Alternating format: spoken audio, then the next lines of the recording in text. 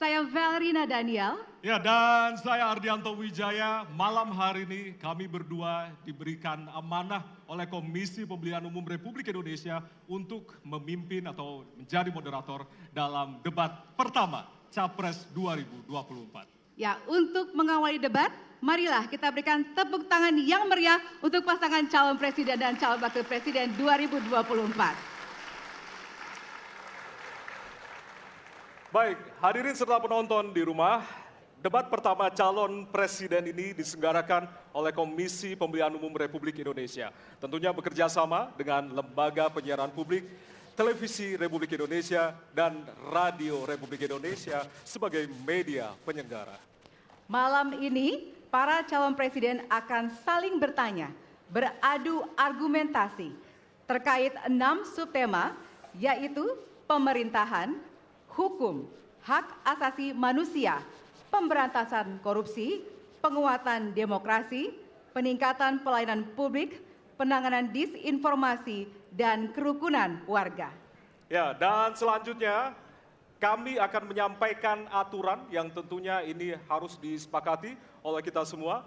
Tidak hanya bagi para hadirin yang saat ini berada di halaman gedung KPU, namun juga kepada calon presiden yang akan berdebat malam hari ini. Kita simak berikut ini.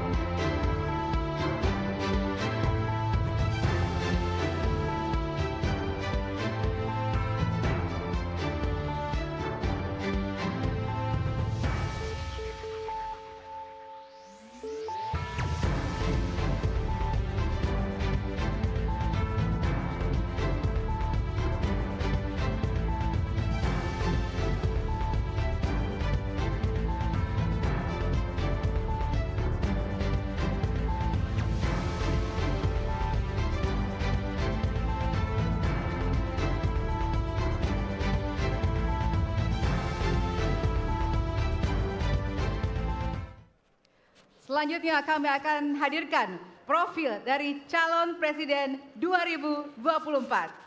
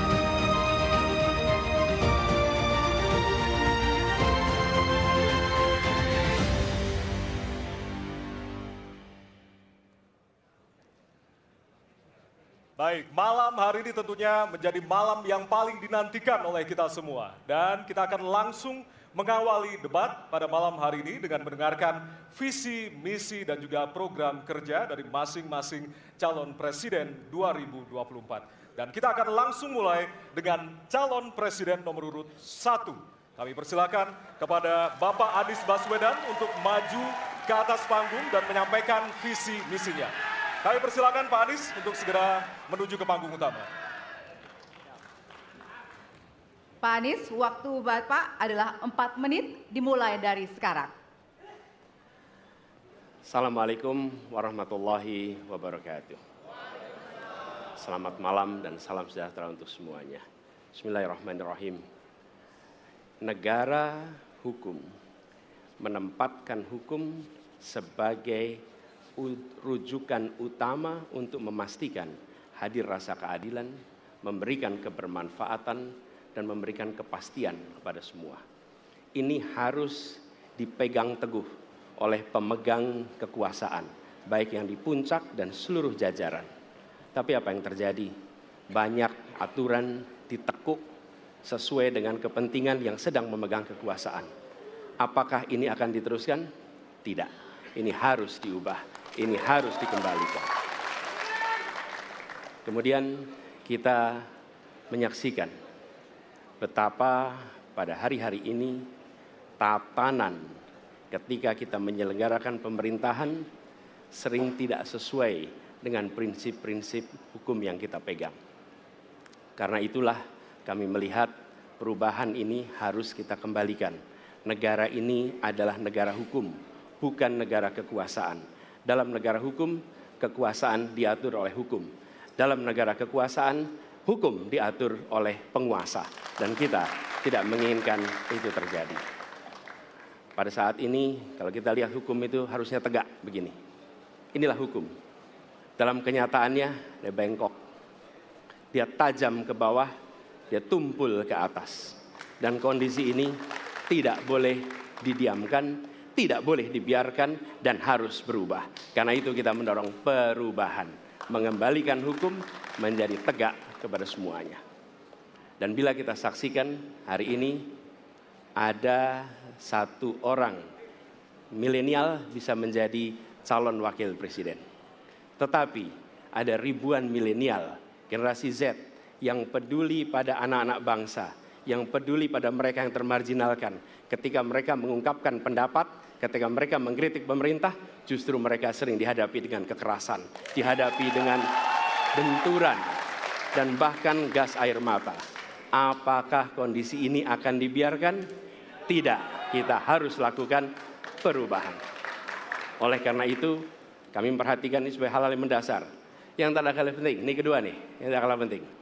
Kita menyaksikan pada saat ini, ada peristiwa seperti peristiwa Ibu Mega. Ibu Mega Suryani Dewi, seorang ibu rumah tangga yang mengalami kekerasan rumah tangga, lapor pada negara, tidak diperhatikan, dan dia meninggal korban kekerasan. Apakah akan dibiarkan? Tidak, ini harus diubah. Dan tidak kalah penting, hadir bersama saya di sini, ayahnya Harun Ar-Rasyid. Harun Ar-Rasyid adalah anak yang meninggal, pendukung Pak Prabowo di Pilpres 2019 yang menuntut keadilan pada saat itu. Protes hasil pemilu. Apa yang terjadi? Dia tewas sampai dengan hari ini tidak ada kejelasan. Apakah ini akan dibiarkan? Tidak, ini harus diubah. Karena itu, kami mendedikasikan diri, hadir untuk memberikan komitmen bahwa dari puncak sampai ke bawah, kami akan tegakkan hukum pada siapa saja. Kami kembalikan marwah kehidupan bernegara yang menempatkan hukum sebagai tempat yang paling tinggi.